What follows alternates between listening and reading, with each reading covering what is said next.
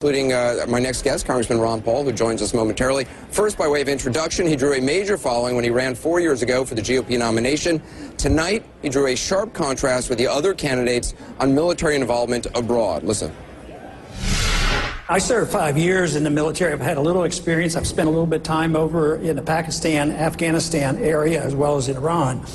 But I wouldn't wait for my generals. I'm the commander-in-chief. I make the decisions. I tell the generals what to do, and I'd bring them home as quickly as possible, and I'd get them out of Iraq as well, and I wouldn't start a war in Libya. I'd quit bombing Yemen, and I'd quit bombing Pakistan. I'd start taking care of people here at home because we could save hundreds of billions of dollars. Our national security is not enhanced by our presence over there. We have no purpose there. We should learn the lessons of history, and the longer we're there, the worse things are, and the more danger we're in as well, because our presence there is not making friends, let me tell you. And Congressman Paul joins me now. We just played the response you said about military serving overseas. That really does put you in stark contrast to many of the people on the stage tonight. Yeah, I think so. It did 4 years ago. But what I sense now... And you've been consistent all along. Yeah, and what I sense now is there's not so much of a dramatic differences. If you listen carefully, some of them are coming our way, my way, the way that I believe we should go. But where the real difference is with the people. If you look at the polls and how many people think we should be in Libya, and how many people think we ought to get out of Afghanistan. So that's where I feel completely different. Although, you know, I don't obviously have agreement, and my statement was different because I'm rather emphatic. Because I think the issue of war is so important on principle, because it's such a deadly issue. But it's also a major economic issue. I look at it carefully because all great nations usually go down when they spread themselves too far around the world. They go into an empire, then they can't afford it, no matter how well-intentioned it is. And I know those who disagree with me are well-intentioned and think this is very necessary, but financially it's very, very risky. And of course, I pointed out, politically, it's a lot easier cutting this overseas spending than it is to go after child health care. And I think that makes a more important point, too. During the break, Gloria Borger sort of said to you just offhandedly, you know, it's a sense of deja vu of being back on this stage, and you said it does feel different. How does it feel different this time? Well, it felt like I was pushing much harder on the envelope before, and I was so much alone and didn't know what the responses were. And even in the first debate that we had in South Carolina, there was the reactions are different.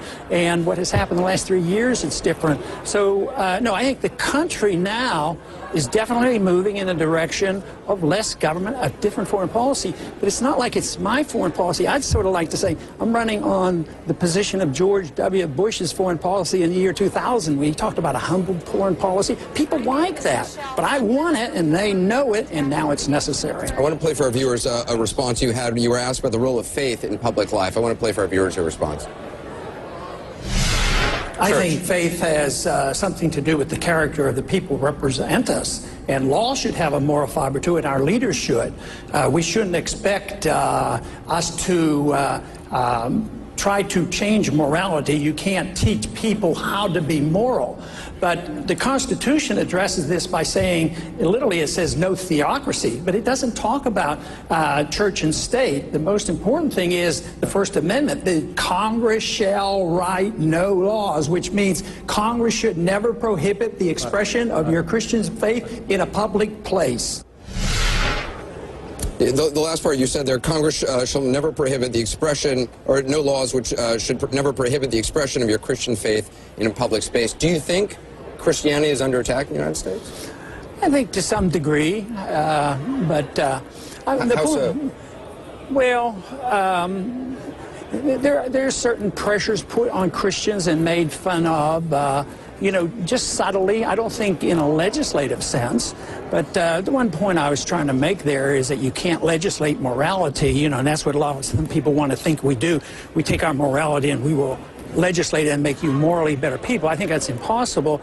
But I said what has to have a moral fiber to it is the law has to have a moral basis to it, and also the people who represent us should have moral character. That's how I think our faith should influence them. But the use of force to make people live better. See, I apply that in economics, I apply that to personal things, and I apply that to foreign policy. It'd be nice if we could remake Afghanistan and maybe improve it, but it doesn't work. The blowback is so much, it's so painful that it's much better for us to set a good example with men who have character, men who believe in principles, and then other people may want to emulate us. Congressman Ron Paul, thank you for your time. I know you've had a busy day. Thank you. Thank you.